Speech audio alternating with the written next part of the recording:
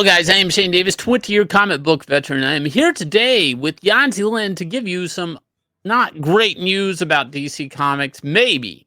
But before we get into it, if you guys will, please look down below, hit like, subscribe, ring the bell for notifications. Now, I worked at DC Comics for a long time, going all the way back to me being a young guy working in the WB store. So I have kind of like a retail roots with Warner Brothers all up into doing comics at DC Comics for 20 some years.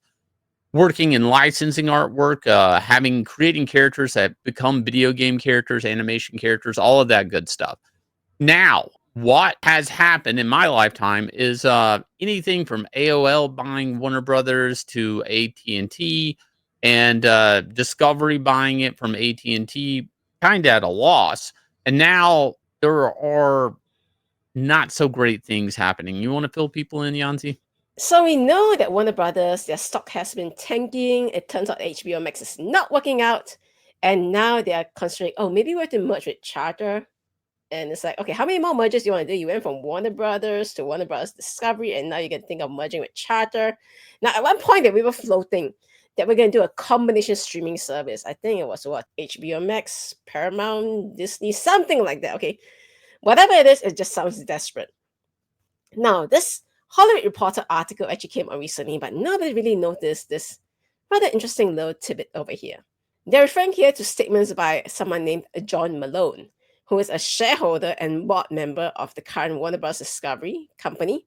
And he seems to be thinking, we are going to sell or break up Warner Bros. Discovery. Now, this is the interesting part.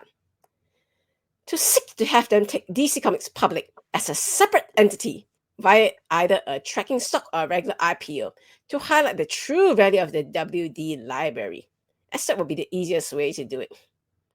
So this is interesting, you see. They're basically trying to say that the Warner Brothers IP library is one thing, one separate value, and the DC Comics IPs are all a separate value altogether. So if you split them up, you get more money. That's basically what he's saying. Now, which one he thinks is more valuable is questionable. Like he thinks maybe DC is more valuable, or maybe the Warner Brothers stuff is more valuable. I think it's the Warner Brothers stuff because they have like 100 years of history. But Yeah. hey, who knows?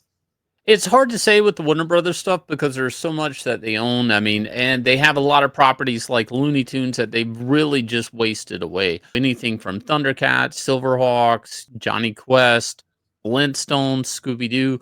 All of these properties were worth quite a bit at one point in time. But that's really the kind of the Achilles heel of Warner Brothers is they accumulate so many IPs that they can't nurture them all, and then they start to become worthless over time, and they have an infinite library of characters, intellectual properties, and that's not including their film library. What this issue is with DC Comics is maybe we're at the tail end of superhero fatigue. We've talked about it before, and I think everybody's looking at it like it's a bit of a coin toss. Marvel's not really getting a lot of buzz for Captain America Brave New World. Nobody's really jazzed about that, or Thunderbolts. Nobody's jazzed about these things yet, but that's the new slate of superhero films. And, other people are getting some success out here with films like Terrifier and things like that. They're a lot less, low budget, not crazy actors, not crazy special effects driven things. So the reality here is like, if you're at the end of superhero fatigue, but you have a thing called Deadpool Wolverine that maybe broke records for R rating box office, it's a coin toss. Maybe we put DC Comics out there for sale. Maybe we separate it to see what its value is. And in case somebody wants to come around and buy it from us, because let's face it, these characters weren't even Warner Brother characters. Warner Brothers bought them, and Warner Brothers may sell them off one day. We have seen a lot of big moves happening in the DCU recently. One very big thing that everyone knows about is this guy called James Gunn. Maybe you heard of him, and maybe you haven't. He came in, we got this 10-year plan and this whole slate of movies, TV shows, cartoons, games. Okay, I mean, some of it so far. I mean, I know people really like Penguin. Right. The new Batman movie, and then you have that new Superman movie that people are saying maybe, I don't know, the costume looks weird. Right. And right now, we basically haven't even seen a trailer for that. So James Gunn came out there with a lot of things that he's saying that they're going to do. Anything from Swamp Thing to, I think it was Amanda Waller HBO show. I mean, some of Mhm. this stuff nobody wants at all. Like nobody's asking for an Amanda Waller show. But he is promising an overall continuity between the TV show and stuff, the actual live action stuff. A new Batman reboot and reboot everything basically, and still trying to keep the stuff that they've already committed to. I had a bad feeling when he had this long slate of stuff. Mainly because it looks like a portfolio. A lot of the stuff there just seemed way too much. It seemed like an overinvestment, not an overreach, but an overinvestment in some of these things. It's like, well, let's see how the Superman movie goes before you're out doing a Booster Gold movie. But no, they're just we're doing that, we're doing this, we're doing everything.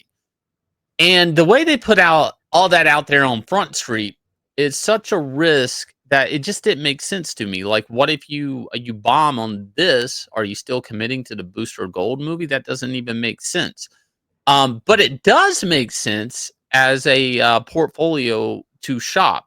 When Warner Brothers was getting ready to be bought by AT&T, DC Comics Publishing started bringing out all the IPs, all anything from Top Cat to Flintstones to fluff it up. The Looney Tune characters they were trying to mix in with the DC Comics characters. All of this crossovers and all of this was just to look like, hey guys, we have more IP than you would think at first glance, and we can refurbish it. And AT&T bought. They were also investigating new publishing initiatives like Black Label, putting books in Walmart, the Walmart book deal. So where we're at today is I see DC Comics again kind of operating the same way. What if we have a new absolute universe along with your classic Batman? Again, it's like they're trying to multiply or double up the numbers in case somebody wanted to come along and buy. I just a lot of this stuff seems to be lining up in an eerie way. The idea that Warner Brothers and DC Comics will forever be together. Warner Brothers has an interest to unload DC Comics at this time, as a lot of these characters are going to be coming up in public domain, including Superman, Batman, Wonder Woman, and Joker around 2035. So Whoa, whoa, whoa! Is that why they decided to do the whole episode with Superman, Batman, and Wonder Woman thing? that is part of it. But do you want to keep investing money in on something like this, or do you want to sell when, hypothetically, you could still argue that Deadpool Wolverine is the top superhero movie, that superhero movies are box office hits when everything else around it is failing. And guess what?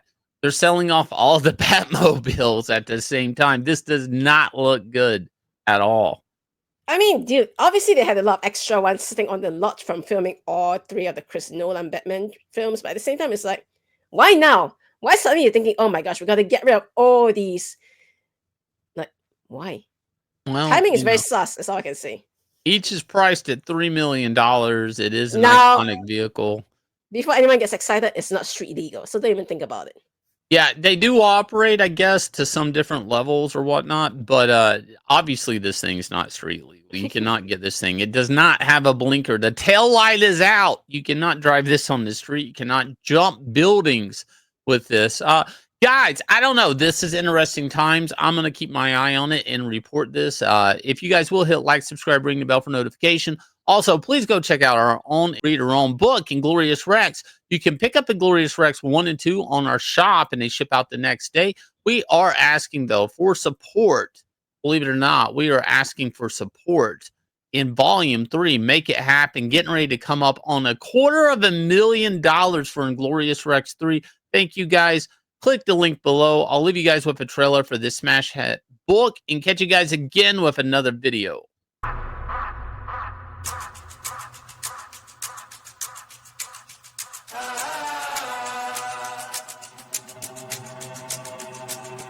Yeah, I ain't gonna lie to you.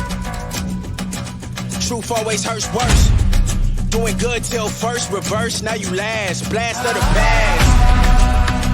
It's cool though. Last card, play it right. Uno. We never let up. Been down forever. Sick man, we fed up. Know that we tired. Wake up the beast that's been sleeping inside. It's time to ride. We ready to slide. Hard headed, I will not listen. If you do not get it, that's your bad. Keep up. up. Sniper division, it's no seeing us. This here is earned, ain't no hookups. So if you wanna eat, gotta cook up.